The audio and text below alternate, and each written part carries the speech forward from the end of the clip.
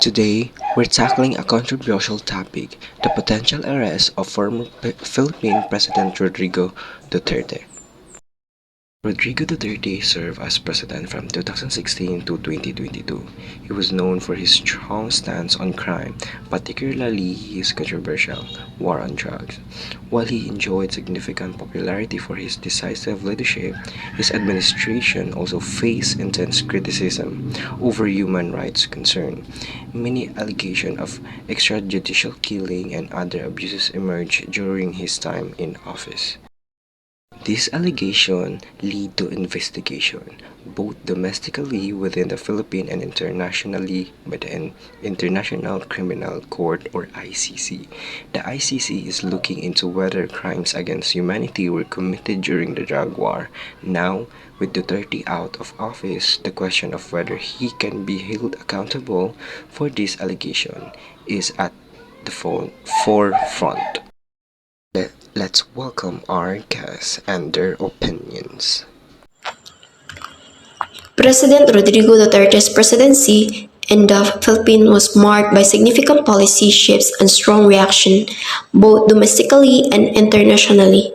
His administration focused heavily on war on drugs, which resulted in thousands of deaths and widespread human rights concerns. Critics pointed to extrajudicial killings and disregard for due process, while supporters argued it was necessary to combat the drug problem. Okay, so like President Duterte's time in office was intense. Everyone has such strong feelings about him. On one hand, his war on drug was super controversial. Lots of people died and human rights groups were like totally freaking out about it. But then a lot of Filipinos also supported him because they felt he was finally tackling a huge problem. It's really complicated. And then there's a build thing. It sounded so good, routes and stuff, but I've heard some people say it's not really sustainable and we might end up with a ton of debt. Others are saying it's really boosting the economy, so yeah, mixed opinion there too. His foreign policy was also pretty wild. He kind of switched things up, getting closer to China and Russia, which was big. Some people thought it was smart, others worried about our relationship with the US. Basically, it's hard to say anything definitive about his presidency. Some people think he was a strong leader who did not need to be done, even it was harsh. Others think he was authoritarian and caused a lot of harm. It's really a big debate, and there's no easy answer. I'm still trying to figure it out myself.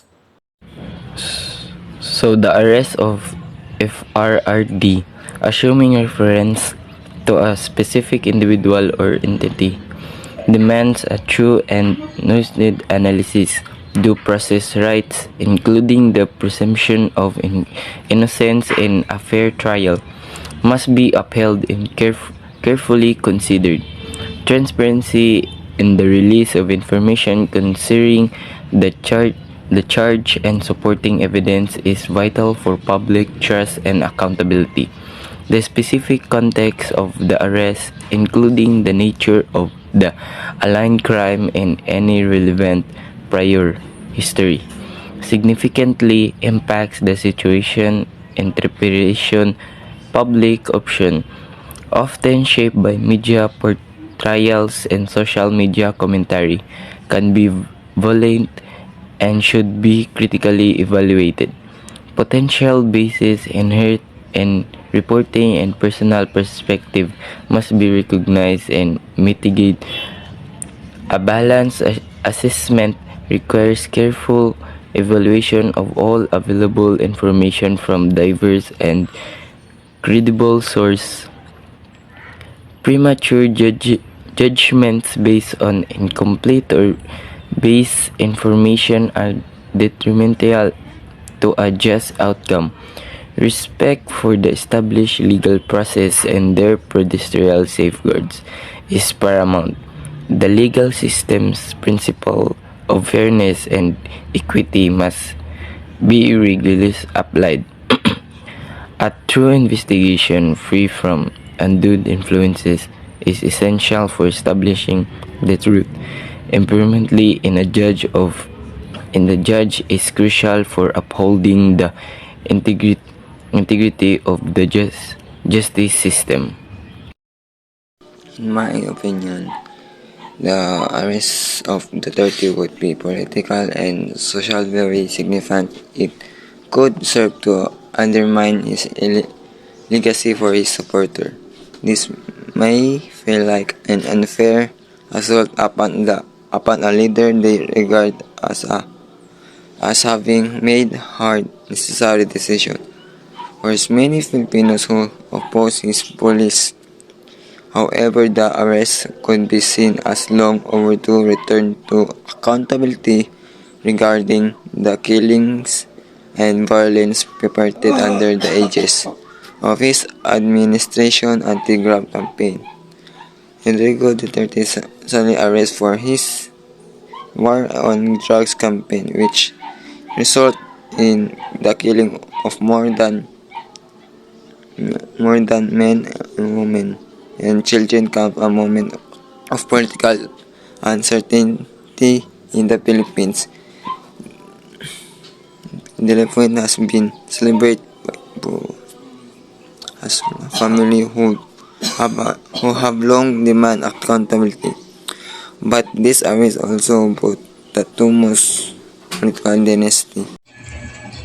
In my opinion, President Rodrigo Duterte was a leader who truly made an impact on the Philippines, both in positive and controversial ways. One of the things I admired about him is his strong and determined leadership. He didn't waste time and was always focused on addressing the country's biggest problem, such as crime and corruption. Many people appreciated his no-nonsense attitude and how quickly he acted to try to solve these issues. One of his most well-known programs was Build, Build, Build, which aimed to improve the country's infrastructure. Under this program, many roads, bridges, and public buildings were built, making transportation easier and helping to create jobs for Filipinos. This program made life more convenient for many people and helped boost the country's economy. Another thing that stood out during his presidency was his approach to fighting illegal drugs. While his war on drugs was highly controversial and sparked debates, it was clear that his intention was to make the country safer by reducing the influence of illegal drugs. Some people believe his methods were harsh, but others felt that he was doing what was necessary to protect communities and bring peace to the country. The fight against drugs was a tough issue, and PRRD tackled it head-on, showing his determination to make a change. In terms of foreign policy, President Duterte made some bold decisions, especially in improving the Philippines' relationship with China.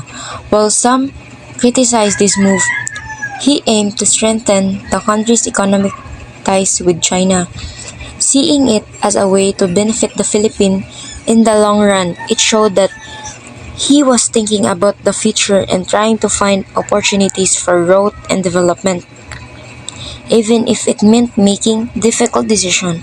Of course, not everyone agreed with his policies, and many people had concern about his leadership style.